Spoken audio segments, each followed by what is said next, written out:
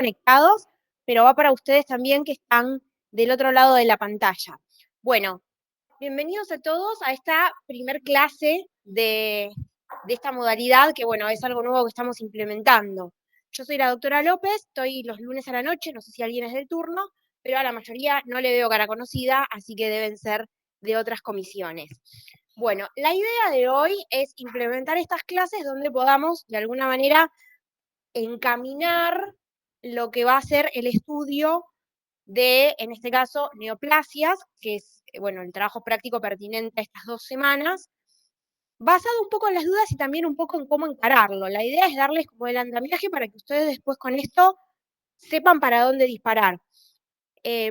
Puede que hayan traído dudas o puede que no, que directamente como hayan venido para tener una idea de cómo estar más encaminados o bueno, se hayan conectado. Así que voy a escuchar primero las dudas que ustedes tengan, porque por ahí en la idea que yo les voy a brindar puedo explayar más o menos algún tema en función de ver también cuál es la duda que les queda a ustedes después de que ya estamos cerrando la semana del práctico y que varios seguramente ya tuvieron la instancia de haber leído, de haber visto los preparados en las clases que cursaron y tienen una idea bastante más formada que hace 2 semanas de lo que es la patología neoplásica. Así que, bueno, escucho las dudas que ustedes tengan y lo mismo si alguien tenía una preidea de lo que esperaba de esta clase, cuéntenmelo también, porque es algo nuevo también para nosotros. Así también uno sabe qué es lo que el alumno espera o siente que lo ayudaría a enfrentar mejor la materia y aprender, bueno, más de los conocimientos de este trabajo práctico que en sí es el fundamento por el que lo cursamos. Así que los leo y los escucho. A ver. Esperen que acá tengo que subir.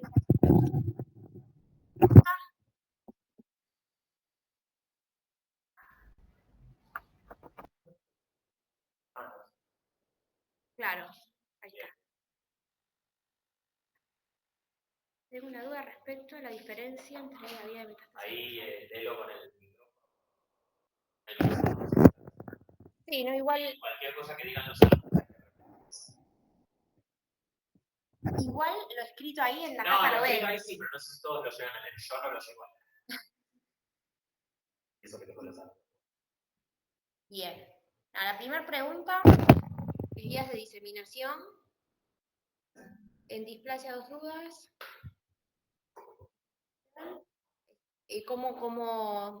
Pues sí, displasia, pero en realidad sí. ¿Es otra cosa? Por ahora no, pero cualquier cosa te digo, ¿eh? Los cambios aparecen en los casos más leves. Sí, espera, que atravesaron me van a invadir. Mi segunda duda es si acá también tengo con anaplasia las células gigantes. Bien. Está basada en displasia anaplasia. Randall Robbins en la sección de virus, capaz de causar anaplasias, ahora habla sobre las inserciones víricas.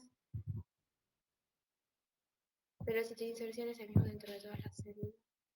Bien. Bien. Ahora escucho sí las dudas de los que están presentes. Por ahora no hay.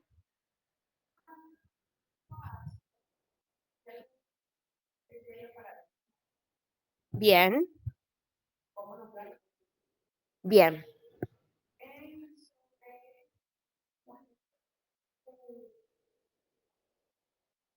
Yo entiendo que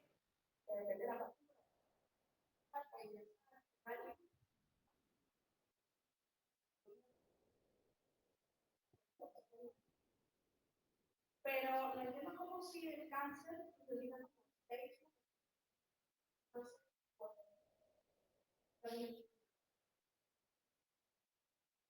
bien, o sea, la asociación de la asbestosis con el cáncer y la otra es sobre los quistes.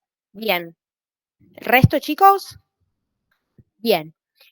Voy a arrancar de estas cosas que me fueron diciendo y lo que ya vamos a ordenar para todos con lo de los quistes, porque sale un poco del resto del hilo. Siempre que ustedes tienen algún tipo de lesión esa lesión se va a nominar de alguna manera. Para lesiones, sobre todo profundas, donde uno no tiene una imagen visual directa, como es el caso de la piel o de otras mucosas que se puedan observar por fibrononcoscopía, por endoscopía o de otra manera, la imagen que uno tiene para estudiarlo es la imagen de los exámenes complementarios, hasta tanto se tome alguna conducta quirúrgica o se tome una muestra de eso. Entonces, para uno saber que la lesión cataloga como quiste, tiene que evaluarla a partir de algún estudio de imágenes. Cuando uno tiene una lesión redondeada, la diferencia está en ver si esa lesión redondeada es hueca o es maciza. Cuando la lesión sea maciza, se va a llamar o nódulo o masa, dependiendo del tamaño. Nódulo es más pequeño, masa es más grande. Cuando esa lesión es hueca, la vamos a llamar quiste. El quiste puede no tener nada adentro, tener un contenido líquido homogéneo o tener algún contenido. Imaginológicamente hay 4 estadios del quiste, de los más simples a los más complejos. Los 2 primeros son los quistes más bien simples, donde el contenido es prácticamente homogéneo o apenas se nota algún contenido adentro. Se estudian casi siempre por ecografía y tienen diferentes formas de visualizarse, pero la ecografía es el método, digamos, de estudio imagenológico que mejor ve los quistes, y aquellos quistes que sí tengan material adentro van a estar catalogados como quistes complejos. Cuanto más complejo es el quiste, más chances de ser maligno tiene.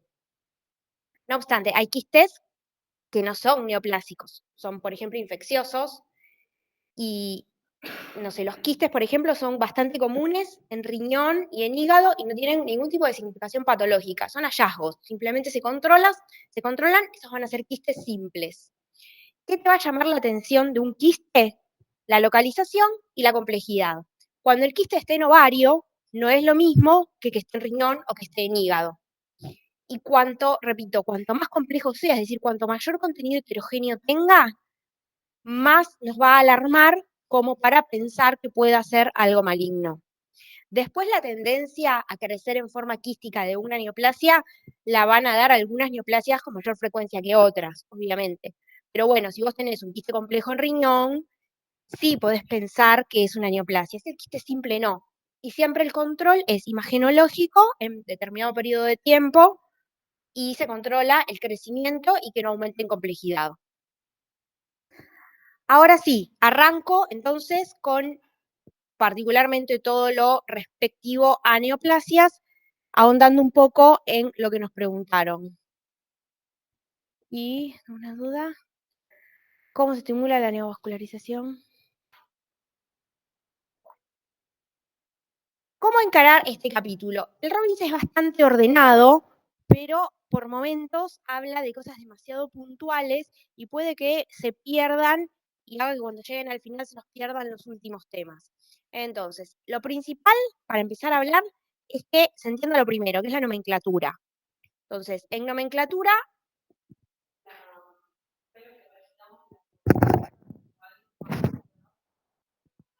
bien, hasta ahora de acá tenemos entonces tu consulta de asbestosis. Perfecto. Bueno, entonces, ¿cómo encaramos neoplasias? Arrancando por entender bien cómo es la nomenclatura, decíamos. En nomenclatura vamos a tener que las aguas nos las divide lo benigno y lo maligno, lo mesenquimático y lo epitelial. Entonces, a partir de ahí, bueno, lo primero a entender es que las neoplasias mesenquimales benignas nacen y mueren benignas. Y las malignas, lo mismo, serán malignas. Para cada caso va a haber formas de distinguir qué es benigno y qué es maligno, que no van a ser estrictamente las mismas en todos los tumores, pero como rasgos generales va a seguir lo que ven en displasia anaplasia. Los tumores epiteliales no pasa lo mismo. ¿Por qué? Porque los tumores que se llaman benignos, en realidad no es que son benignos, no son malignos. Al momento no son malignos, pero potencialmente pueden malignizar. Eso es lo que les va a cambiar la conducta, porque cuando ustedes diagnostican un tumor benigno mesenquimático, si no hace ningún tipo de compresión local y demás, se puede dejar. Se controla, pero el paciente no se va a morir de eso.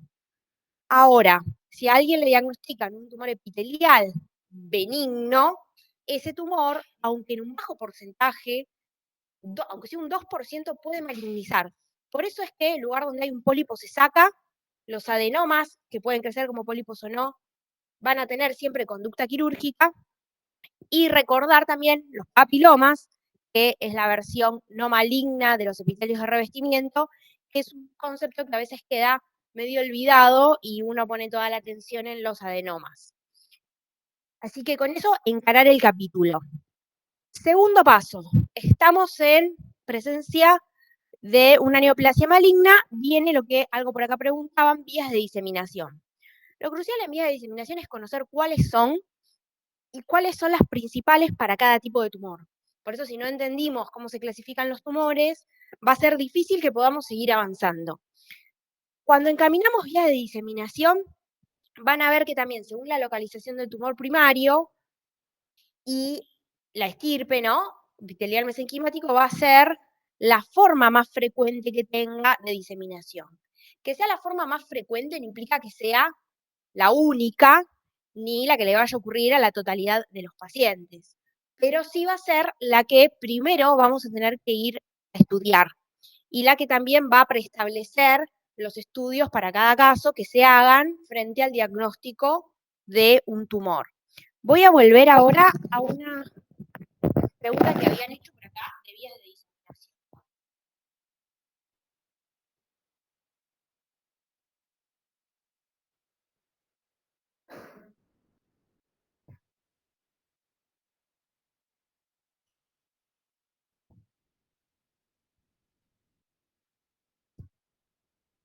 Bueno, pregunta diferencia entre metástasis linfática y una de las vías especiales que es la permeación linfática. Bueno, te respondo en base a lo que me parece que estás preguntando. Creo que esta era la primera pregunta. Si hubo alguna previa, después la repetimos. Bueno, la vía linfática, ¿qué tumores piensan que la van a elegir? Bien, los carcinomas, los de vía epitelial. Como dijimos, puede dar algún otro, pero en sí los que más la van a usar son los epiteliales. Uno va a estudiar que las vías, cómo va a diseminar, primero a la primera estación de drenaje, de ahí a la segunda estación. Pero uno también puede ver casos de algo que se llama, ay, no me sale el nombre ahora, ¿cómo se llamaba, Nahuel? Y teníamos ese preparado con el linfático, la linfangitis carcinomatosa, ahí está, ahí está.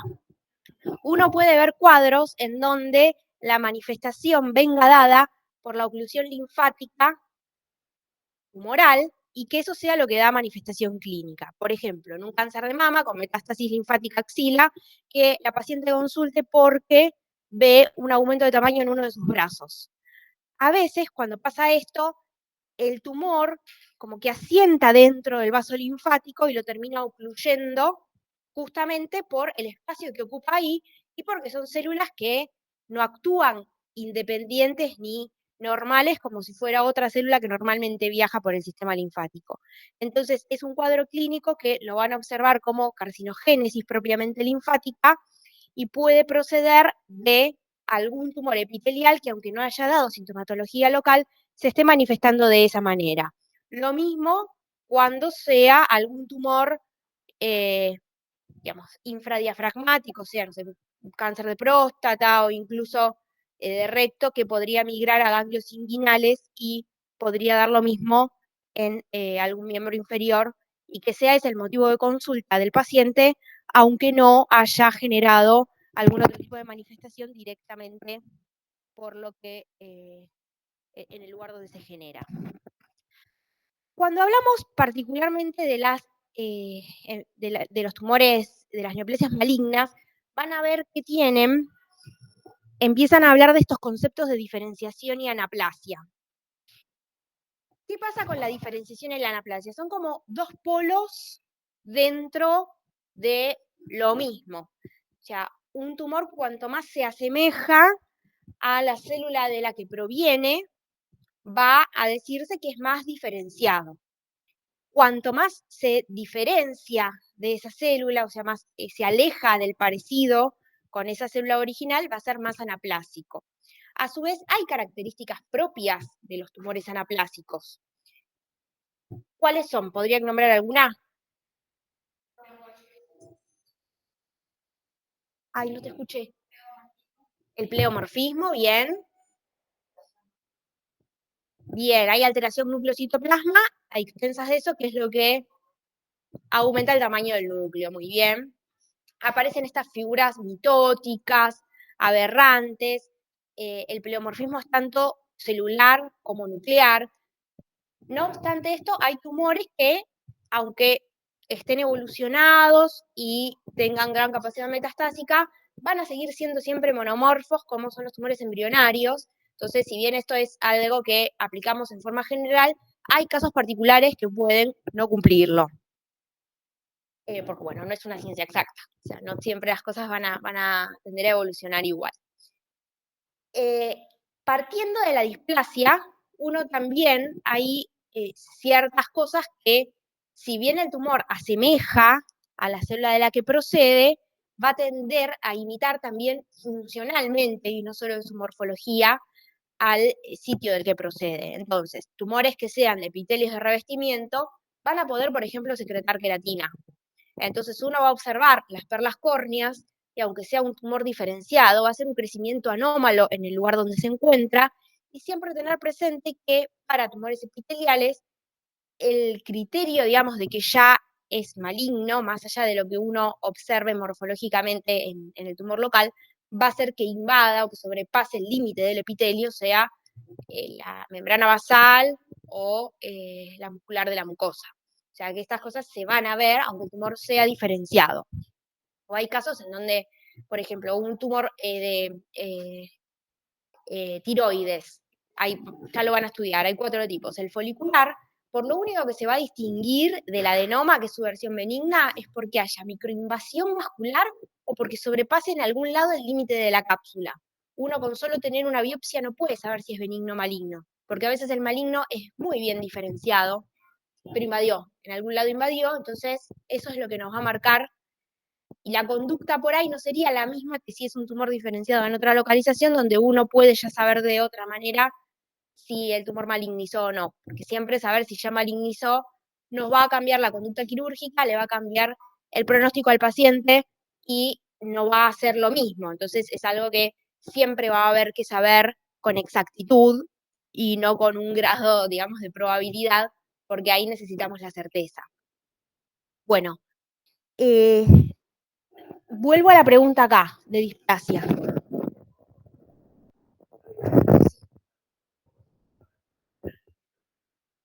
Porque es una... ¿Ahí me escuchan los digitales? Ahí debajo, a ver si me escuchan. ¿Escuchan? Sí, bueno. Porque es un error de concepto importante que vi en la clase de ayer, justamente. ¿Qué quiere decir que una célula esté diferenciada? Acá ya la doctora lo fue explayando, pero creo que no dio la definición exacta porque quizás la damos por sentado, porque se supone que es algo que tendría que traer de fisio y de biología celular y de embriología, pero me parece que no está del todo claro, porque ayer dijeron un par de cosas en la clase que me dio la sensación de que implica que no tenían muy claro qué quiere decir. ¿Qué quiere decir que una célula esté diferenciada? ¿Madura en qué sentido? Célula madura, me dicen. ¿En qué sentido? Ok, determinó su linaje celular. Eso porque siempre, no sé si lo van a ver muy bien, así que voy a hacer el dibujo muy grande para que se vea, pero eso porque tenemos la célula madre, no sé si se llama, no más. Igual es un esquema muy tonto el que estoy haciendo, pero ahí creo que se ve más o menos. Bueno, los pobres de allá no ven nada. Pero bueno, no sé, ahí. Igual, nada, es un esquema muy clásico el que estoy haciendo. La célula madre o pluripotencial o totipotencial, incluso si queremos irnos a la cigota, después me va a dar otra que a su vez me va a dar otra, y el árbol se sigue dividiendo, dividiendo, dividiendo, dividiendo. Entonces, ¿cuál sería la que está más diferenciada? La que menos se puede dividir, entre comillas, sería, porque algunas células no tan diferenciadas igual se pueden dividir bastante, digo, bastante diferenciadas se pueden dividir, pero las que no pueden cambiar su perfil, su fenotipo, muy bien, ¿sí? O sea, el fenotipo es siempre igual, ¿sí? O sea, esas células, como decía el compañero, ya tienen determinado su linaje, ¿sí?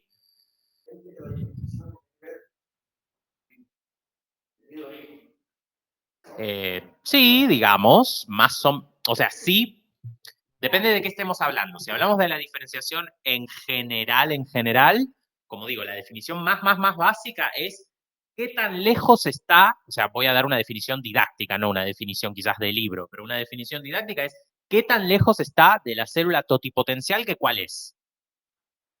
En realidad, más. La totipotencial, la que tiene todo, es cuál. La cigota o cigoto, ¿sí? O sea, esa es la única totipotencial en la especie humana, ¿sí? Es la única. Entonces, y mientras más diferenciado esté de eso, mientras más lejos esté de eso, ahí es que va a ser más diferenciada. Ese sería el significado más global. Cuando estamos hablando de cáncer, ojo, porque el concepto que yo escuché, y por eso estoy haciendo esa intervención, es que alguien en la clase dijo, claro, no, mientras más diferenciada es porque es más diferente del tejido del cual se originó. No, no, de hecho, al revés. ¿Sí? Ojo, no se confundan que la palabra diferenciado suena a diferente, pero no tiene que ver. ¿Sí? De hecho, mientras más indiferenciado está, va a ser más diferente de la célula que le dio origen. Por eso ahí yo directamente prefiero ni usar esa terminología porque es súper confusa. O sea, sí digo diferenciado, indiferenciado, un segundito, pero no digo diferente de la célula original porque suena como muy cacofónico, como se hace mucho lío con eso. Sí. No, el compañero pregunta si en el carcinoma de pulmón epidermoide decimos que está indiferenciado. En realidad, no, depende. Vos lo podés ver indiferenciado o diferenciado. Si está bien, no es esa la clasificación. No tiene que ver con eso. Cuando uno dice que está más indiferenciado o mal diferenciado, que es lo mismo, muy indiferenciado o mal diferenciado es lo mismo, ¿sí? Lo que estamos diciendo es que justamente está como involucionando en este árbol que hacemos nosotros y se está acercando más a una célula pluripotente, con lo cual, eso no sé si se acuerdan, en biología celular me acuerdo que había un gráfico, no tengo idea de cómo se llama, creo que tenía un nombre propio el gráfico, que era como un gráfico donde tenemos como adaptabilidad versus adaptación y son inversamente proporcionales entre sí. ¿Qué quiere decir esto? Claro, cuando tengo más de una, tengo más de la otra. ¿Y qué implica desde el punto de vista de lo que puede hacer la célula? Si tiene más, ¿qué se adapta mejor? Depende. Suena muy parecido a adaptabilidad y adaptación. ¿Qué quiere decir una célula muy adaptada? ¿Cómo? No, eso es adaptable. Es lo contrario a adaptada, ¿sí? Suena, es muy tramposa la palabra porque suena muy parecido. Claro, perfecto. De hecho, esa es la definición bien biológica, ¿sí? Que puede existir en un nicho específico y para ese nicho está muy adaptada, pero no es muy adaptable. Por ejemplo, un cactus está súper adaptado al desierto, pero no es muy adaptable. Si lo ponemos en la selva misionera, se va a morir, ¿sí? A la inversa, hay otras plantas. No soy biólogo ni botanista, así que no voy a ponerme a dar ejemplos, pero que son muy adaptables. Las células nuestras también tienen esas características. El cigoto, la cigota, es muy adaptable. Muy bien, ¿sí? No está muy adaptado. Si yo pongo un cigoto en el medio de la naturaleza, se muere, porque no está adaptado a un sitio así. Pero sí, si yo le doy por lo menos un ambiente, ¿cómo? Claro, lo básico para que pueda, de hecho me va a desarrollar un organismo entero. O sea, es un nivel de adaptabilidad enorme, ¿sí? Eso es biología celular básica, que en realidad ya deberían traer, pero bueno, hacemos este breve repaso, porque yo noté que ayer estaba mal este concepto, ¿sí? Entonces, diferenciada es una célula que está más adaptada a un nicho, más lejos en el árbol filogenético, en realidad no, ontogenético, perdón, ontogenético, o sea, más lejos de la cigota. Y entonces puede hacer cosas muy específicas. Ah, mira, puede producir una proteína muy específica, puede producir queratina, puede producir, ayúdenme, no sé, alguna cosa. Claro, anticuerpos, muy bien, perfecto, anticuerpos, bueno. Pero no tiene quizás tanto potencial de hacer lo que quiere. Entonces, ¿cuál es en realidad la célula más peligrosa en cuanto al potencial de invadir? La que es más indiferenciada porque es más adaptable, tiene más capacidad de sobrevivir en cualquier parte del organismo y no le importa absolutamente nada, o sea, se entremezcla con cualquier otra célula, dice yo me voy a reproducir, no me importa nada, como hace de alguna manera la cigota. De hecho, no les recomiendo tener un embarazo ectópico porque al embrión le va a importar nada que se implantó en otro lugar y se va a seguir reproduciendo igual, ¿sí? Las células cancerígenas son, mejor dicho, las células cancerosas son medio así también, ¿sí? ¿Quedó claro esto? Porque, como digo, me dio un poco de miedo cuando ayer un alumno dijo como, no, sí, la diferenciada que es más diferente. Y yo digo, este término está haciendo mucho ruido acá, ¿sí? Claro, sí, sí, sí, por eso, por eso. Bueno, y también, no sé si quedó claro. Sí. Ujú, sí. Sí. En realidad, las que son capaces de producir. De nuevo, espera, porque no es blanco y negro, no es diferenciada blanco completamente indiferenciado negro, es un degradé. Si produce queratina, seguro va a estar más diferenciada que una que se esté reproduciendo como loca y no esté produciendo queratina. Y dentro de un mismo tumor vos podés tener las dos cosas. De hecho, es lo normal, que en una misma población tumoral tengas algunas células que están más diferenciadas, otras que están menos diferenciadas. No van a estar todas haciendo perlas córneas, pero en las que están haciendo las perlas córneas, de alguna manera decir, bueno, todavía este tumor no está completamente desquiciado. En cambio, en el momento en el cual dejas de ver perlas córneas y todas las células son todas aberrantes, todas distintas entre sí, no forman ninguna estructura, ahí voy a estar más en lo muy indiferente. Pero es un degradé, ¿sí? No hay un absoluto absoluto, ¿sí? Sí.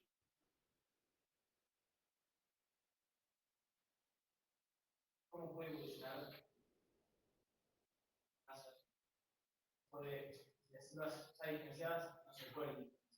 Bueno, en realidad eso es, en realidad eso es un tema medio de controversia. El Robbins un poquito lo desarrolla, pero no se mete mucho porque es un tema controversial. En realidad había dos teorías que peleaban. Una decía que la célula madura se indiferenciaba, se desdiferenciaba, o sea, iba hacia atrás en la diferenciación y de ahí se volvía cancerosa. Y otra teoría decía, no, eso es imposible, deben ser que las células pluripotenciales se están volviendo locas y haciendo el tumor desde ahí. Resulta ser que las dos son correctas, en distintos tumores. O sea, no te puedo dar una respuesta absoluta porque varía. Hay tumores donde se sabe que son las células pluripotenciales las que están haciendo ese lío, y hay tumores donde se comprobó, marcando a las células específicamente. Está bien, son estudios más que nada en ratones, no hay tantos estudios en humanos, porque obviamente, ¿cómo haces para en un humano? A ver, vamos a darle cáncer a este. No. Entonces, generalmente los estudios en animales ven que si vos le metes, por ejemplo, radiación o alguna cosa así, una célula que no era del todo pluripotencial, retrocedió un poquito. Se piensa que, a ver, no es sencillo, por ejemplo, pasar de ser una célula completamente diferenciada, muy difícil obtener una indiferenciación completa, pero que retroceda 1 o 2 pasos en el árbol ontogenético se ha visto, se ha observado. Y por lo tanto se cree que en pacientes es probable que ocurran las dos cosas. ¿Sí? No importa cómo, pero se llegó a la, digamos, indiferenciación, ya sea como que ya era una célula indiferenciada o era diferenciada y se indiferenció un poco más. A nivel clínico, lo que nos importa igual es que la célula en este momento está más indiferenciada seguramente que las células que están en la punta del árbol, porque esas sí no tienen directamente capacidad mitótica, están muy en el extremo, ¿sí? Un glóbulo rojo no te va a dar, ni siquiera tiene núcleo, o sea, no hay chance de que dé una célula tumoral, ¿sí? Bueno, ahora sí, perdón, te robé el... Ah, imágenes puedes buscar acá igual también, ¿eh? Porque podés aprovechar que tenés la pantallota. ¿De qué?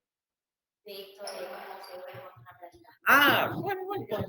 No encontraste. No, porque no tiene pendrive. Ah, pero por eso te digo. No, está bien. Bueno, sí.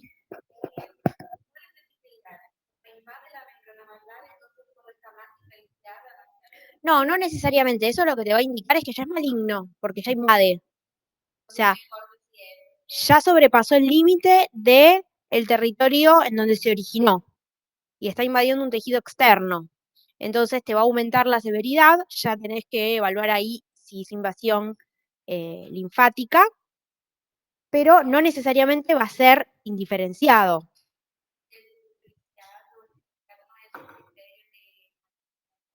No. Vos te podés tener tumores malignos o sea, tanto diferenciados como indiferenciados. Y para redondear lo que allá él preguntaba, en realidad el carcinoma broncogénico de pulmón parte de una metaplasia. Por eso, o sea, todos los tumores parten de una única célula que mutó. O sea, no es que en el tejido mutaron 10 y ahí se originó el tumor, no, es una sola la que fue acumulando las sucesivas mutaciones. En el caso del broncogénico te parten de un epitelio que no es el esperado para pulmón, sino que hizo esa metaplasia escamosa primero. Por eso la diferenciación de la última célula normal ya va a ser un epitelio escamoso.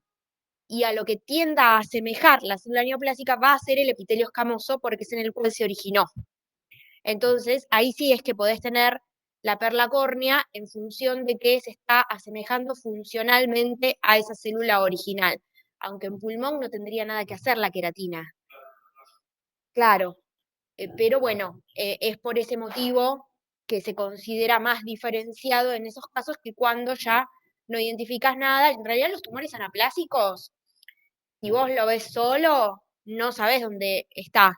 Puede ser un tumor anaplásico de cualquier lado y todos los verías más o menos parecidos porque abunda la característica anaplásica por sobre saber de qué tumor se trata. Bueno, ahí el gráfico. Claro, sí. Ven que se ven esas figuras. Hoy me agarró un tirón acá a la mañana, por eso tengo que girar medio así. Pero lo que pasa es que, viste, termino durmiendo con el bebé arriba, me apoyo la cabeza así acá para dormirse. Y en algún momento me quedo dormida ya así, y bueno, después me levanto y no lo puedo mover. Se ven estas figuras donde pareciera que tiene todo el material genético desordenado, que no saben si equivale a un núcleo o a más. A veces se divide el contenido nuclear, pero no el citoplasma. Entonces quedan células semejando multinucleadas, pero necesariamente no es que son netamente 2 núcleos, 3 núcleos, sino que a veces se divide parte del contenido y no todo. ¿Vos querías preguntar?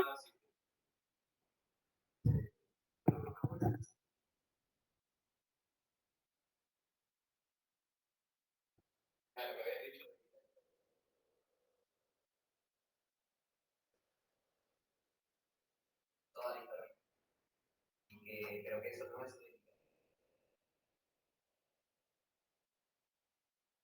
un degradé. Es un degradé de nuevo, es un gradiente, si no hay displasia 0, displasia 1. ¿Sí? Es siempre un gradiente. Mientras más displásico esté, más chances tenemos de decir, bueno, probablemente es maligno esto. Pero eso es una generalización. Seguro si alguien lo tiene mucho más claro con gineco y qué sé yo, por ejemplo, me acuerdo que en una época, corregime si me equivoco, pero estoy casi seguro de que en una época displasia de alto grado en algún momento era equivalente a carcinoma in situ o algo así. Y después esa clasificación creo que se cambió. Hubo cambios. Claro, por eso. Claro, pero eso es una clasificación humana. Es humana. ¿En base a qué? En base al comportamiento clínico que vemos que va teniendo los tumores. Y se va haciendo para cada tipo de cáncer de manera distinta. Entonces vos podés leer, los ginecólogos se pusieron todos de acuerdo, qué sé yo, ven esta estadística, que yo dijeron, sí, displasia a este nivel es carcinoma in situ. Ya está, es carcinoma, o sea, es maligno, punto. En otra clasificación de otro tumor, podés ver la posición opuesta, de decir displasia de tal grado, de tal grado, de tal grado, y cuando es cáncer ya no le decimos displasia. Pero ya no le decimos displasia no quiere decir que ya no haya displasia. Quiere decir que ahora ya no me importa directamente hablar de displasia, directamente hablo del cáncer y ya no me meto con la palabra displasia. Pero no quiere decir que no haya displasia. Y esto pasó en gineco una vez, no en pato, sino en la materia gineco. Me acuerdo que hubo un poco de confusión con eso, porque era como, ¿pero cómo? Entonces, no, porque, claro, porque una médica había dicho en la coloquialidad, nos había dicho, no, por suerte era solo una displasia. Y claro, hizo ruido el término, porque ¿cómo era solo una displasia? Si los tumores malignos también tienen displasia. Lo que nos quiso decir es, sí, tenía un cierto grado de displasia que no llegaba a ser indicativo de una neoplasia maligna. O sea, me quedo tranquilo porque solamente llegó a una displasia. Pero de nuevo, no quiere decir que de golpe displasia, displasia, displasia, y de golpe ya no hay displasia y de golpe no, sí, o sea, la displasia sigue existiendo, sigue habiendo, es una característica, es una clasificación gradual, gradual, siempre. Y va a depender de qué clasificación en qué momento lo consideramos, sí, lo consideramos cáncer y en qué momento no. No hay un absoluto. Está muy bien esa clasificación del Robbins como línea general. Sí, puede revertir. También depende de la clasificación. Hay puntos en los cuales es reversible y puntos que no, y eso también suele determinar cómo hacemos la clasificación. Generalmente tratamos de decir, bueno, cuando es de bajo grado todavía es reversible, pero de nuevo, esto es generalidades. Después cada tumor tiene su... Sí.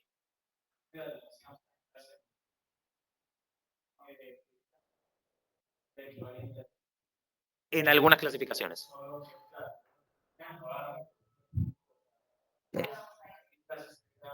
Repito la pregunta y te dejo el micrófono. Mi compañero dice sí, que en libro o no sé dónde fue, bueno, que decía, perfecto, bueno, que displasia severa era igual a carcinoma in situ. Entonces, bueno, ahí.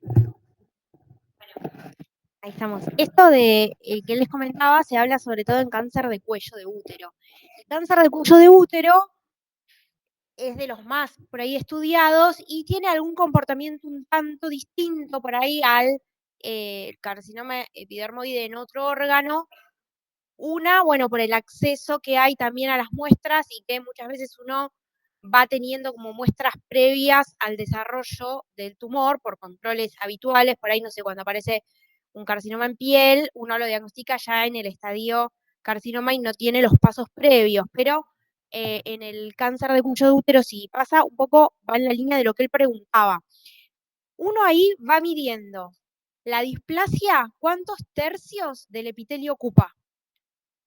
Primer tercio, segundo tercio o los 3 tercios.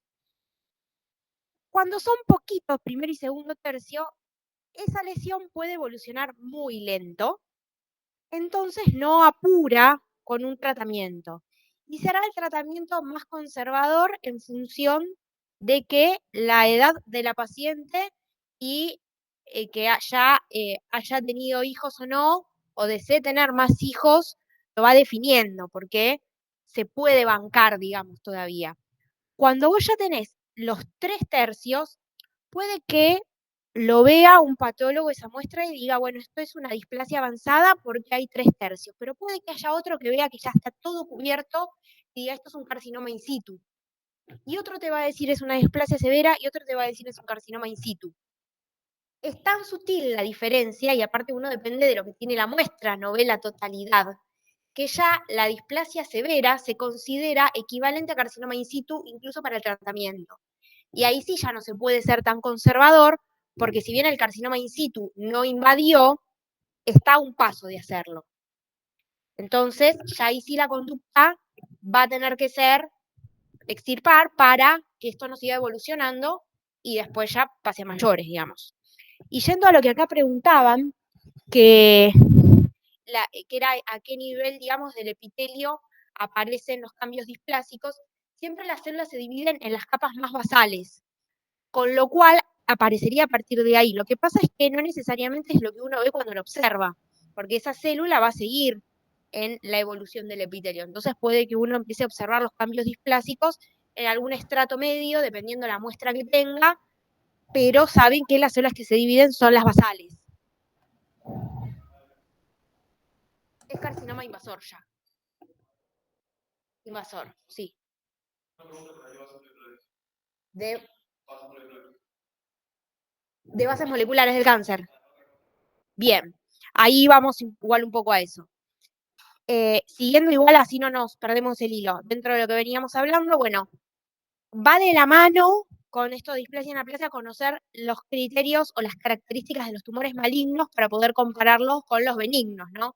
Y bueno, tener esta idea. Todo este criterio igual de diferenciación anaplasia siempre va a aplicar más a los tumores epiteliales, porque como les decía, los tumores mesenquimáticos o son benignos o son malignos. Entonces, si ustedes tienen un lipoma, van a ser todas células iguales a los lipocitos, pero en un crecimiento que va a ser estructuralmente con forma de nódulo masa y localizado. Cuando sea un liposarcoma van a ver característicamente la célula que es un lipoblasto.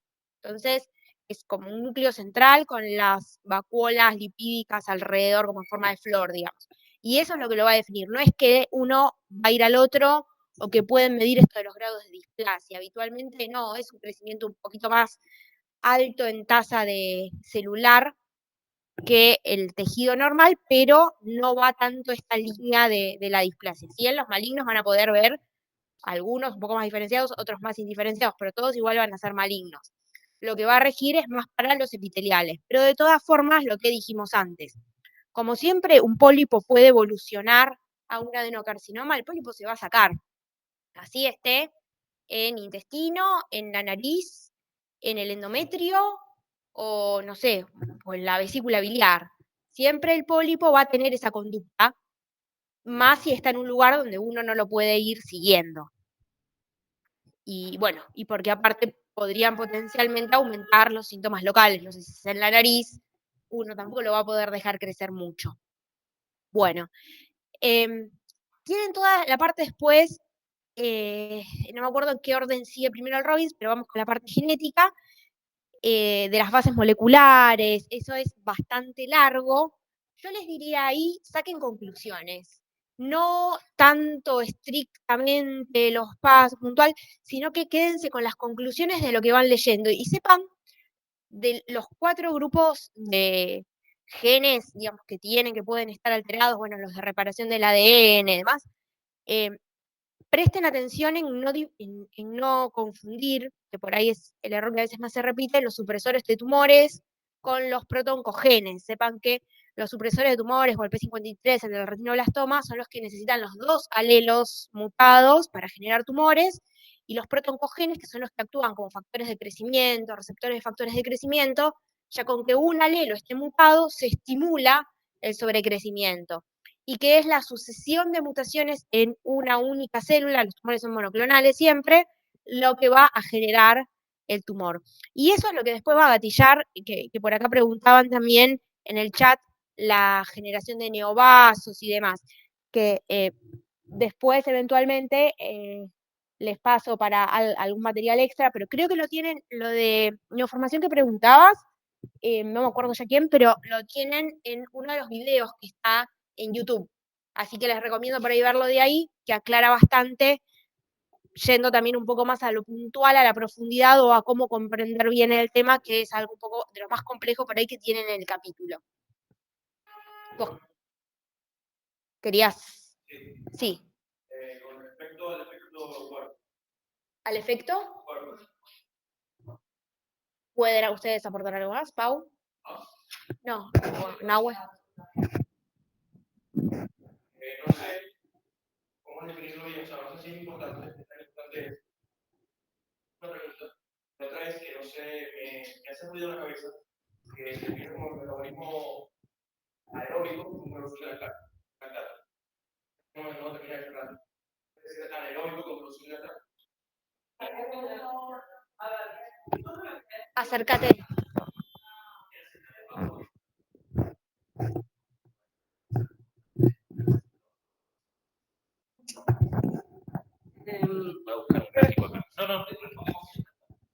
Lo que es la parte de neoplasias, ustedes saben que, para lo que es ciencia, se van creando hipótesis, las hipótesis se van contrastando y después se crean también marcos teóricos, ¿no? Teorías.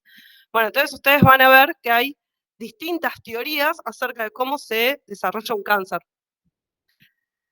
Hay teorías sobre cómo es la fisiología de una célula cancerosa, que se puede ver en algunos tumores y en otros no. ¿Sí? Bueno, casi todo el capítulo tiene que ver con esto, con todos marcos teóricos con que se han expuesto, se han comprobado en algunos, entonces el Robbins va poniendo los ejemplos, y en algún punto es lo que dice Belén, hagan síntesis de eso, ¿sí? No es que en todos los tumores van a estar bien, cuando dicen, bueno, pero el de la P53 se ven casi todos los tumores. Bueno, ahí se empiezan a ver, este es un protoncogen. Esta proteína tiene un montón de funciones, incluso aquellas desconocidas, de tal modo que cuando se prueba un animal genéticamente modificado y se le modifica ese gen, no sobrevive, por ejemplo. Bueno, se empiezan a encontrar funciones de genes a partir de prueba de error. Entonces, ustedes van a encontrar que en ese, o sea, en lo que vos decís del efecto, tiene que ver con lo que es la fisiología de una célula cancerosa. No es que se ven todas las células, no es que se ve, es una teoría sobre la fisiología, ¿sí? Lo tienen que saber desde lo que es la parte del metabolismo de la célula neoplásica. En otro tiene que ver con las bases genéticas, en otro tiene que ver con cómo es la diferenciación.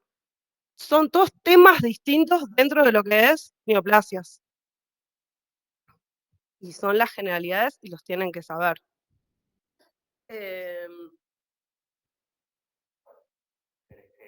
Rápidamente igual, porque no es algo tampoco, no es algo a lo que haya de entrar en tanta profundidad. Sí, creo que esta imagen lo resume bastante bien. Yo creo que la confusión surge principalmente de que nosotros, en bioquímica, aprendimos estas dos, ¿sí? Esto cuando hay aire, esto cuando no hay aire, entre muchas comillas, porque en realidad no hay aire, estamos queriendo decir en realidad no está llegando el suficiente oxígeno, por ejemplo, a los músculos, por ejemplo, a tejidos que no son completamente vitales. Si no está llegando suficiente oxígeno al cerebro, inconsciencia, ¿sí? O sea que estamos hablando de los músculos no les está llegando lo suficiente. Entonces ya no pueden hacer más toda la fosforilación oxidativa, que da más o menos unos 36 moles de ATP por mol de glucosa. Y entonces normalmente, ¿qué hacemos cuando no hay oxígeno? La anaeróbisis, la glucólisis anaeróbica. No puedo leer en inglés y hablar en castellano al mismo tiempo. La glucólisis anaeróbica, que da 2 moles de ATP por mol de glucosa, ¿sí? Produciendo lactato. ¿Sí? Esa es la que aprendimos en bioquímica. El efecto Warburg o Warburg, como nos le quieran decir, que ocurre en algunos tejidos en proliferación, o sea, esto es una vía que existe y que funciona, por ejemplo, en mayor o menor medida, por ejemplo, en tejidos embrionarios y qué sé yo, las células tumorales lo logran explotar. ¿Por qué es beneficioso en algunos momentos? Es bastante largo y no me metería en súper detalle por qué es tan beneficioso, por ejemplo, en tejidos en proliferación. Porque uno pensaría que en un tejido en proliferación el oxígeno debería llegar bien. O sea, un embrión no tendría por qué estar pasando hipoxia, por lo menos no constantemente. De nuevo, no me voy a meter, aparte no soy para nada experto en embriología, como para decir por qué eso es beneficioso en esos. ¿Por qué le es beneficioso a un tumor neoplásico poder sobrevivir con, digamos, una menor cantidad de oxígeno?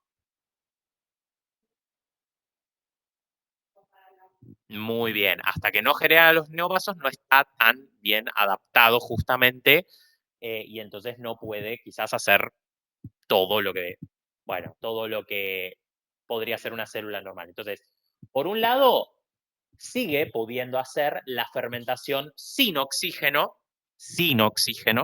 que eso no es el efecto Warburg, ¿sí? Y después, por otro lado, con el poco oxígeno que le llegue, puede obtener esta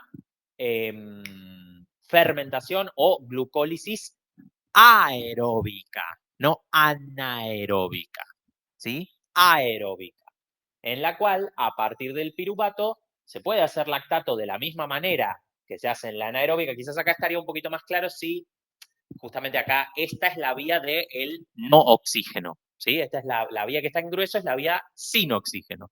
Y con el poquito oxígeno que hay, además logro hacer esta glucólisis aeróbica, que junta el piruvato con oxígeno, hace dióxido de carbono, no me pregunten cómo, no me acuerdo, o sea, les soy completamente honesto, y logra obtener aproximadamente 4 moles de ATP por mol de glucosa. O sea que, obviamente, es menos que esto, pero es más que esto. Porque quiere decir que, en vez de irse completamente para la glucólisis anaeróbica y nada más, con el poquito oxígeno logra hacer. Ahora, ustedes me podrían decir, pero ¿no convendría más usar el oxígeno, el poquito oxígeno, para hacer fosforilación oxidativa? Ahí es donde la cosa se pone un poquito más compleja. Y no es algo muy fácilmente resumible, pero tampoco es algo que les vayamos a evaluar en detalle. La cuestión es simplemente que, por motivos que tienen que ver más que nada con los intermediarios, el aprovechamiento de...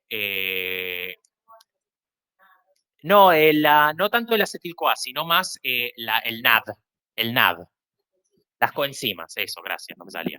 El NAD, NADH, NAD, NADPH, por algún motivo esto utiliza menos de esos intermediarios y utilizar menos de esos intermediarios le resulta beneficioso a la célula tumoral más que a una célula normal. Capaz que a una célula normal le interesaría mucho más mantener el ATP lo más posible, ¿no? Y entonces digo, bueno, el poco oxígeno que tengo lo uso para producir más ATP. Me importa, lo demás me importa menos. A la célula que está constantemente haciendo división, por algún motivo que de nuevo no me voy a meter en los detalles, no me lo acuerdo, pero tampoco es importante para ustedes, en este momento por lo menos. Sí, esto es súper importante en oncología, ¿sí? Porque muchos fármacos atacan acá y resulta que eso es mucho más dañino de lo que sería para una célula nuestra, para una célula normal, no neoplásica. ¿Por qué? Porque esta vía no se usa prácticamente. La usan, como dije, los embriones y algunos pocos tejidos en proliferación muy, muy activa. Entonces, si yo bloqueo esta vía, no le estoy sacando una fuente importante de energía a nuestras células. Pero a estas células, las tumorales, les estoy sacando casi la mitad de la energía que pueden obtener. ¿Sí? Entonces, el efecto Warburg es justamente el aprovechamiento de este poco oxígeno que hay para, en vez de hacer fosforilación oxidativa, hacer glucólisis aeróbica, además de la anaeróbica. ¿Ok? ¿Ahí quedó más claro? Genial. Sí. A mí también me confundió la primera vez que lo leí, porque es como, pero ¿cómo? Y muchos gráficos, es más, el primer gráfico que busqué no lo explica bien. Y fíjense que es de una página de cáncer y qué sé yo. Pero de hecho acá me está mostrando... Ah, no, está bien, me está mostrando las dos. Pero fíjense que está como re chiquitito. Y dice... O sea, acá está la vía, que es la vía normal, digamos, la anaeróbica. Y acá está la aeróbica, pero fíjense que dice solo glucólisis anaeróbica. Y eso está mal, porque la glucólisis anaeróbica no es algo nuevo. Lo nuevo es la aeróbica, ¿sí? Ese es el efecto Warburg, no la anaeróbica. La anaeróbica ya existía, ya estaba acá, ¿sí? Así que incluso, fíjense, un paper publicado lo tiene, está bien, es una tecnicalidad porque igual la vía celular está bien explicada, pero el nombre está mal puesto, ¿sí? Así que fíjense que incluso hay profesionales que literalmente trabajan en esto y así todos se lo confunden. Es lógico que para ustedes sea confuso también, ¿sí? Bueno, vamos a cerrar todo esto. Ah, claro, pequeño detalle. Los alumnos virtuales no vieron esa imagen, así que se las voy a compartir, porque estuve hablando, señalando una imagen que los alumnos no vieron. Discúlpenme, niños virtuales. Se le vamos a pasar el link. Copiar el enlace de la imagen. Y ahí se las paso. ¿Sí? Ay, Dios. Ahí está. Entonces, bueno, ahí tienen la imagen, se las pasé a la clase virtual. Fíjense cómo ahí aparece la vía, además de la anaeróbica, la aeróbica. ¿Sí?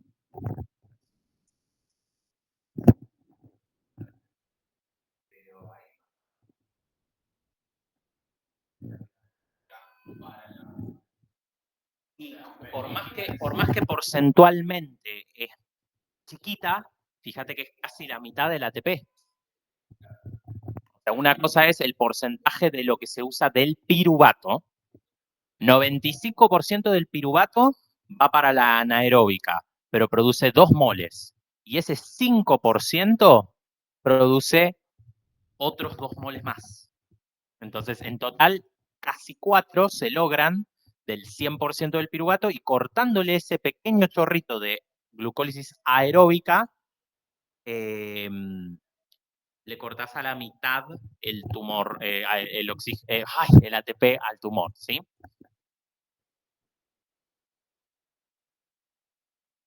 Justamente no llega. O sea, justamente por eso fármacos que atacan esa vía son bastante efectivos como adyuvantes. No van a alcanzar como única terapia quimioterápica, ¿sí? Pero ayudan.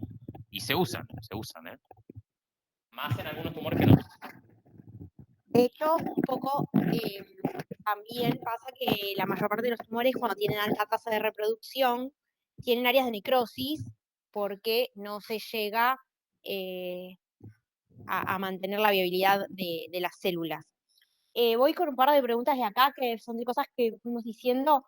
Patricia, que pregunta esto que habíamos mencionado, lo que les decía, que la que es benigna muere benigna es para las mesenquimáticas. Las epiteliales no.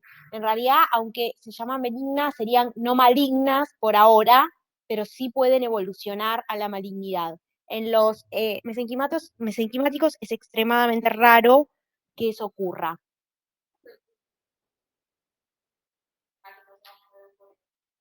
Porque tienen otra forma de comportamiento, digamos, porque por naturaleza se vio que ocurre eso.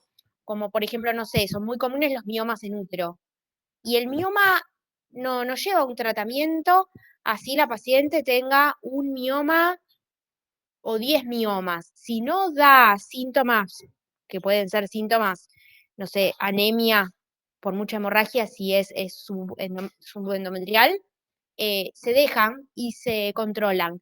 Pueden tener complicaciones, pero no van a malignizar.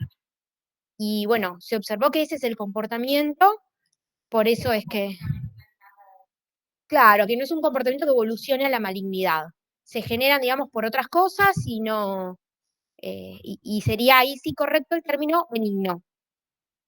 En cambio, los epiteliales es donde no podemos decir eso, porque potencialmente podrían seguir aumentando, digamos, estas mutaciones que van a devenir en una neoplasia maligna. Bien. A ver. Las células de los tejidos sobreviven en un ambiente. Espera, que esto me parece que viene de arriba. Yo le iba a responder a alguien esto, sí. Acá pregunta también Patricia si anisocitosis y anisocariosis son sinónimos de alteración de la proporción núcleo-citoplasma.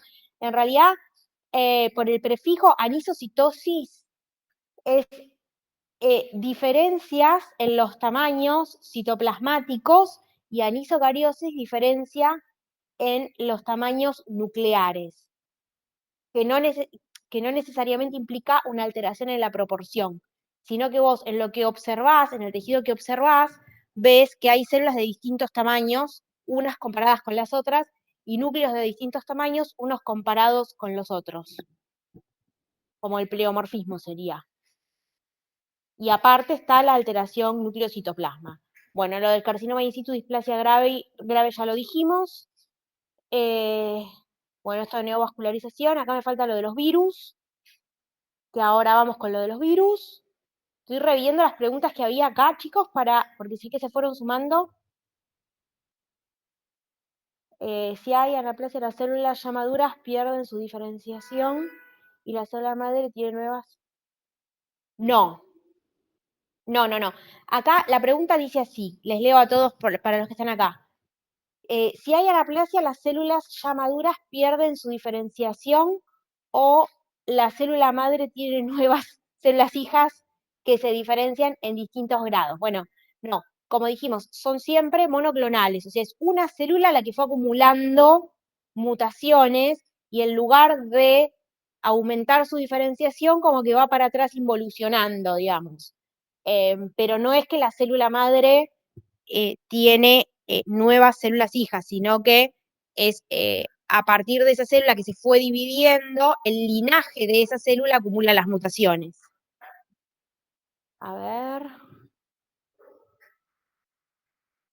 Claro, acá pregunta si en un tumor maligno, esto de que puede haber zonas con diferentes grados de diferenciación y puede haber zonas anaplásicas en un mismo lugar donde no están indiferenciado. No es común que haya todo el espectro polar de lo que hay. En general, o tienden a ser más diferenciados o tienden a ser más anaplásicos. Sí, sería raro que un mismo tumor tenga todo, pero no estrictamente que todo va a ser homogéneo. Las células de los tejidos son... esto venía una respuesta a algo que dijimos.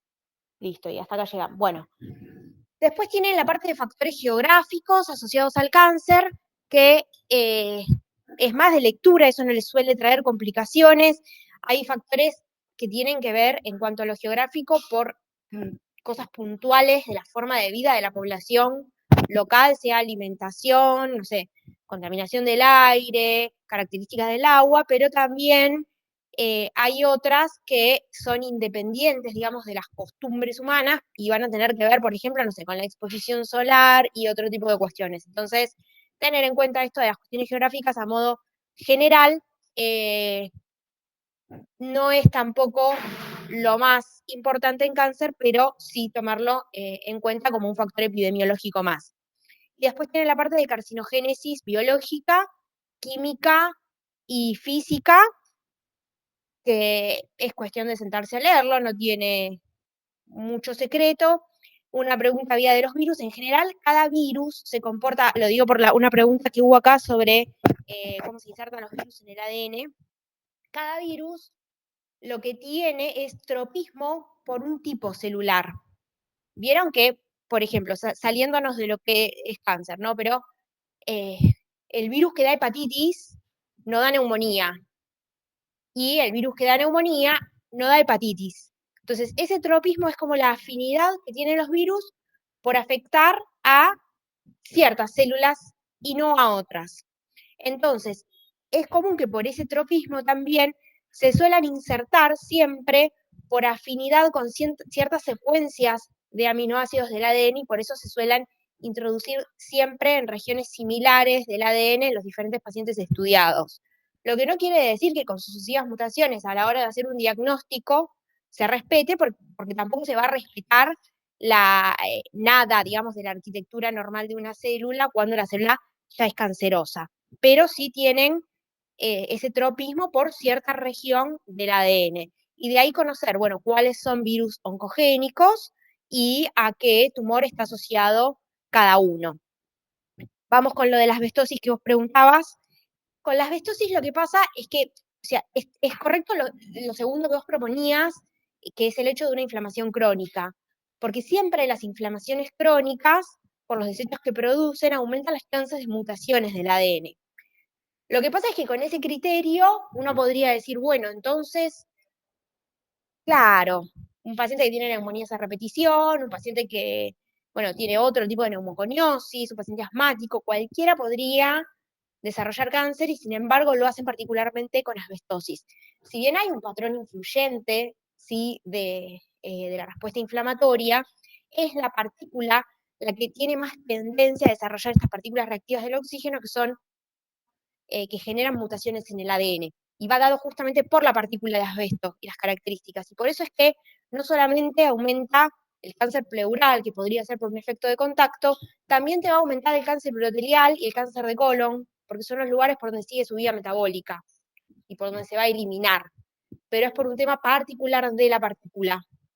Y eso, bueno, considerarlo porque va a tener también implicancias en los estudios que tengan que hacerle a los pacientes con diagnóstico de asbestosis, que no va a ser solamente lo propio del aparato respiratorio. O sea, más allá de que el estudio es laringe, bueno, obviamente pulmones por eh, claro, por la fibrosis y la pleura, sino que también va a haber que hacer seguimiento de todo el epitelio urterial y endoscópico para colon.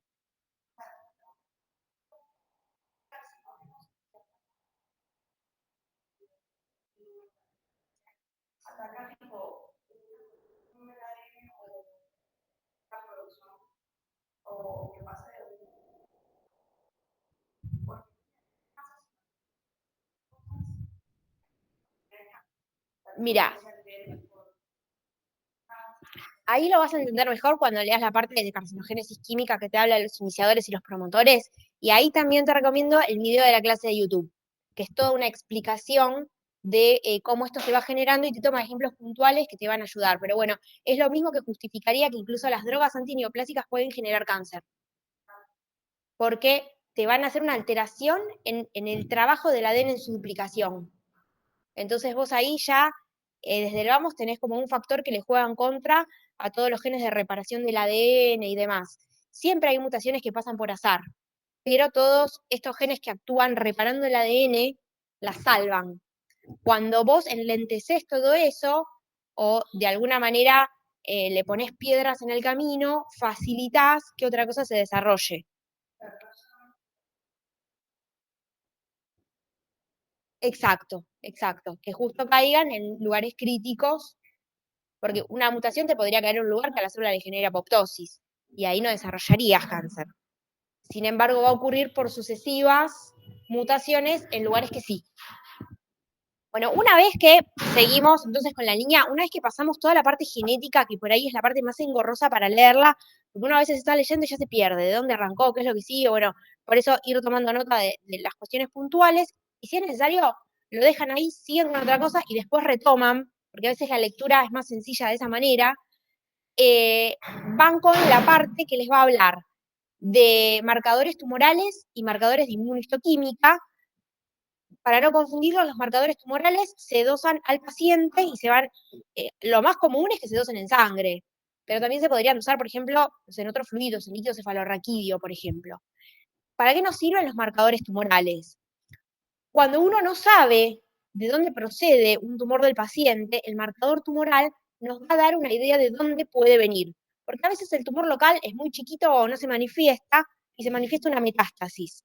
Y uno con solamente la célula, supongamos que el paciente tiene ascitis. Entonces, tomamos líquido, hay células neoplásicas, pero por ahí no sabemos de dónde viene esa célula. Entonces, el marcador tumoral nos puede orientar hacia dónde, si bien no nos sirve de diagnóstico, pero sí nos va a dar una orientación más precisa sobre dónde ir a buscarlo. También nos van a servir en los casos que inicialmente, en el momento cero de diagnóstico, el paciente tenga marcadores positivos, porque, comentario entre paréntesis, puede haber tumor con marcador negativo, ¿sí? Y eso no quita el diagnóstico.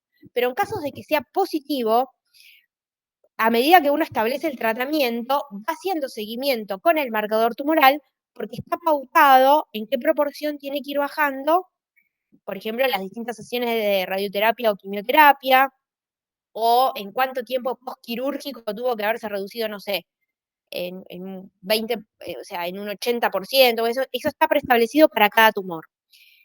Y lo mismo cuando el paciente ya se considera que el tratamiento finalizó y que está libre de cáncer, se le hace un seguimiento cada 3, cada 6 meses o cada un año, o dependiendo del tumor es cada cuánto. Ese seguimiento se hace también con marcadores tumorales, porque el tumor que tuvo marcador tumoral inicialmente, si vuelve a ser una recidiva, también va a aumentar el marcador tumoral. Entonces ahí sí nos va a anticipar, quizás antes que otro síntoma, que el tumor puede estar volviendo y uno ya toma de antemano medidas para evitar que la progresión sea avanzada. Por otro lado, tienen los marcadores de inmunohistoquímica. Los marcadores de inmunohistoquímica los aplica el patólogo en la muestra tumoral que tenga. ¿Y para qué nos van a servir? Para saber el tejido del cual provino la célula mutada. Entonces, para dar ejemplos, si el tumor proviene de un músculo, por ahí tiene un marcador de inmunohistoquímica positivo para actina, supongamos. Y si viene de un epitelio, va a tener queratina. Nos sirven para eso, pero ya es algo que va a usar el patólogo y no algo que quien hace el diagnóstico tenga que solicitarle al paciente en un estudio de laboratorio. Y si no me estoy olvidando de nada, por último viene la parte de gradación y estadificación. La gradación también la hace el patólogo y va a establecer qué tan diferenciado o indiferenciado es el tumor, y la estadificación van a ver que tienen un sistema que mide lo que se llama el TNM, que es el tamaño tumoral, las estaciones de ganglios linfáticos, es decir, si esta primera estación, segunda estación, o además de ganglios linfáticos afectados, eso también tiene ciertas cuestiones propias de cada tumor. No sé si es pulmón, no es lo mismo que el ganglio sea de la misma mitad o que haya pasado la línea media, tampoco es lo mismo que un tumor que esté por debajo del diafragma de ganglios por encima y viceversa. Entonces, la estación de drenaje es lo que le va a dar la puntuación al N, y para la metástasis se va a ver cuando a veces no se puede evaluar y se pone una X como desconocido, y si no es si hay o no hay metástasis. Esto no es que hay grados de metástasis, o hay o no hay. Y en base a estos tres valores se establece lo que se llama el estadio. Los estadios van del 1 al 4, los criterios para cada tumor son distintos, no es el mismo tamaño tumoral el que cambia de estadio en un tumor de células pequeñas de pulmón que en otro tumor que por ahí tiene un comportamiento no tan maligno. Se establece el estadio. ¿Para qué queremos el estadio? Para poder darle un pronóstico al paciente, y porque dependiendo del estadio es también el tratamiento que se le instaura. Hay veces que la conducta será quirúrgica, otras veces que primero va a haber que aplicar rayos. Eso lo da todo el estadio. Y para cada tumor van a ser distintos estudios los requeridos. En algún caso será una tomografía, un PET o, no sé, otro estudio. También va a depender de los principales sitios de metástasis de cada tumor, que como saben no son los mismos para todos. Hay tumores que tienen más tropismo por uno o por el otro, así que bueno, eso se irá midiendo en función del tumor que tenga cada paciente, y obviamente que siempre lo trata un médico que es especialista en esa rama, ¿no? O sea, si es un cáncer de riñón, lo va a tratar un urólogo y no lo va a tratar, no sé, un gastroenterólogo. Entonces, bueno, cada uno conoce cómo estadificar a los tumores con los que trabaja. Bueno,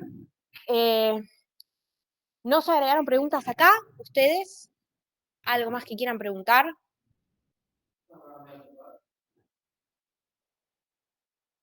¿Cómo? ¿Seminoma? Mira, el seminoma, a pesar de que termina en oma, es maligno. Bien. Y tiene ciertas características que no es que es indiferenciado, son puntuales del tumor. Y en general son las células bastante monomorfas y además tiene linfocitos. Pero no es que esos linfocitos son células indiferenciadas como los tumores blastómicos. Son linfocitos propios del tumor. Claro, lo que tienen los tumores, los seminomas, es que suelen aparecer en pacientes jóvenes. Y a veces los pacientes jóvenes, a veces siempre, los pacientes jóvenes tienen más como hormonas de crecimiento que los pacientes más ancianos. Entonces, en general, el comportamiento en niños son jóvenes es más agresivo de los tumores que cuando aparecen personas ancianas, pero no porque sea un tumor particularmente maligno. O sea, no porque sea un tumor indiferenciado. ¿Cómo? Puede hacer, pero claro, no es de los que más metástasis hacen. Por ahí los tumores de peor comportamiento son en células pequeñas de pulmón, los cánceres de páncreas o de vía biliar, son tumores que por ahí vos decís 2 años de sobrevida es mucho. Otros tienen un comportamiento que la sobrevida se mide a 10 años. También un poco la sobrevida marca que, digamos, si el paciente con cáncer de páncreas, lo más probable es que se muera antes de los 2 años, pero el que sobrevive 2 años probablemente esté libre de enfermedad. Claro, es porque, no sé, se llegó a tiempo. Pero bueno, bien. ¿Sienten que les sirvió? ¿Esperaban otra cosa? Porque también como es nuevo para nosotros, está bueno el ida y vuelta para que podamos ir aportando o llenando lo que a ustedes les queda como libre ahí vacío para poder enganchar con... ¿Le sirvió? ¿Podría repetir si el protoncogen o en los genes supresores de tumores tiene los dos alelos? Sí. Para los protoncogenes, como eran receptores de crecimiento, de factores de crecimiento o factores de crecimiento, con que un solo alelo esté mutado, ya se activa el factor de crecimiento. Entonces solo se requiere un alelo. Los genes supresores de tumores no pasa esto, requieren los dos, porque supongamos P53, ¿cómo actúa P53 a grandes rasgos? Aumenta su vida media y activa P21 para que repare daños en el ADN, o sea, enlentece el ciclo celular antes de que se duplique el ADN. Si un alelo está mutado, igual tenemos P53 para hacer la función. Pero lo que sí pasa es lo que se estudia con el gen del retinoblastoma. La mutación de un alelo favorece la del otro. No obstante, se requieren las dos. Entonces, eso es lo que responde, me avisaron. Bueno, me alegro que les haya servido. Después les suben la fecha del próximo que lo va a dar Paula. Y bueno, veremos si nos vemos en el último. Todavía no sabemos. Un detalle. Para la clase que viene, para la clase de repaso que viene o de consultas que viene, la idea, vamos a subir un formulario de Google, ¿sí?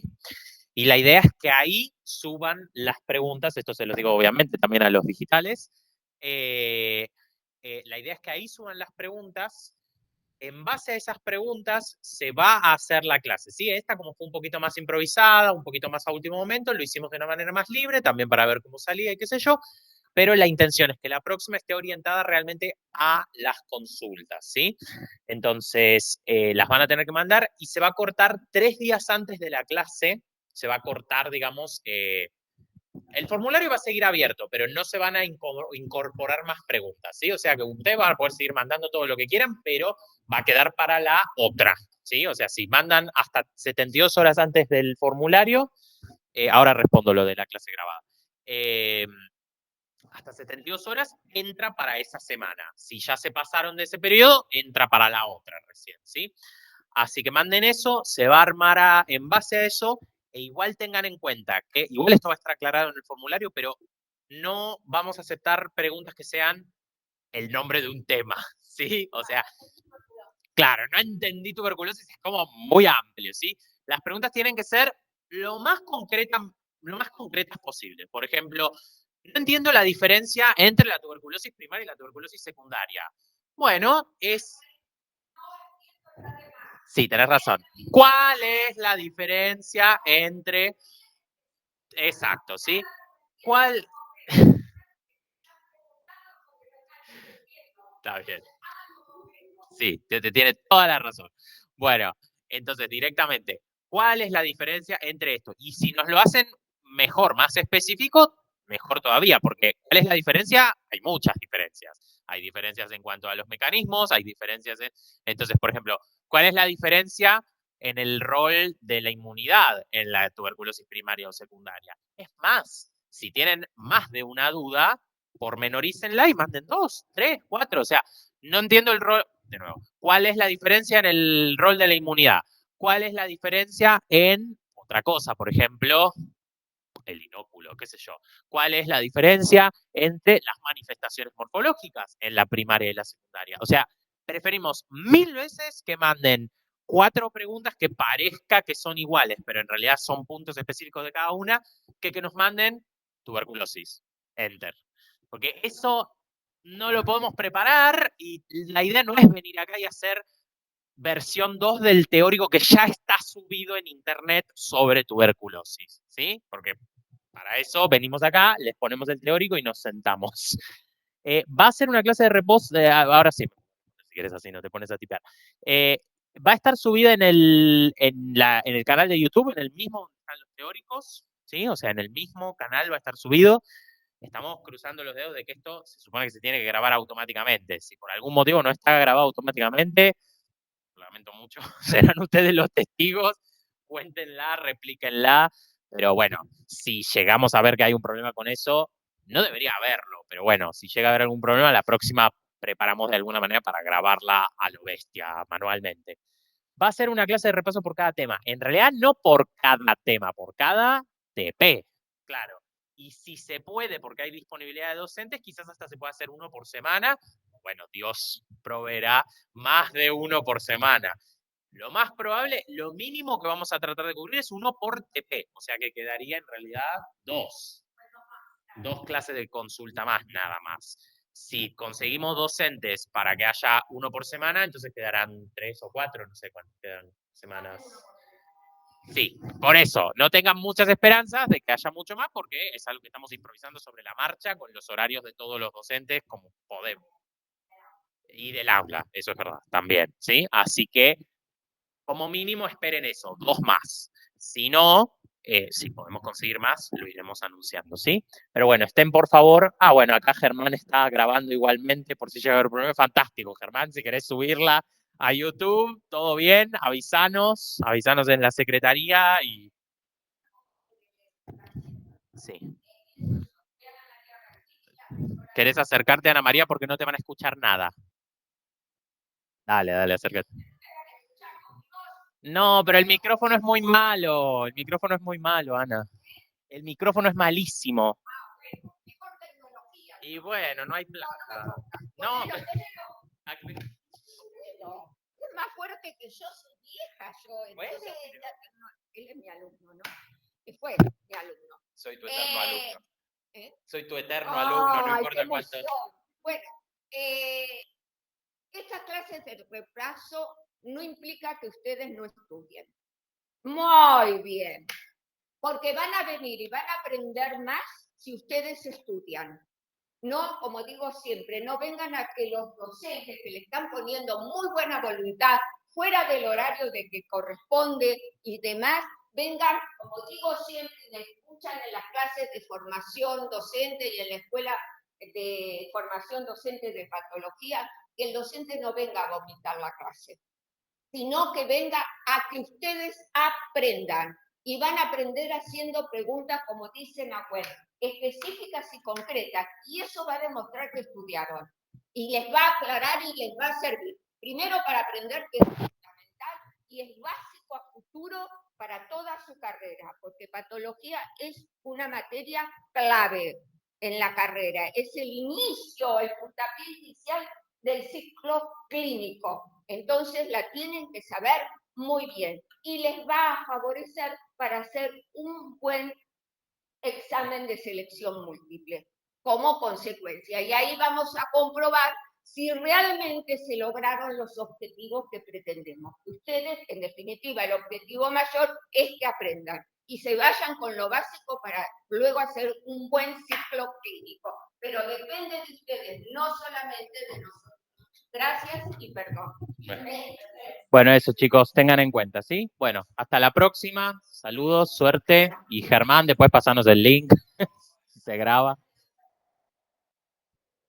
Hasta luego, suerte.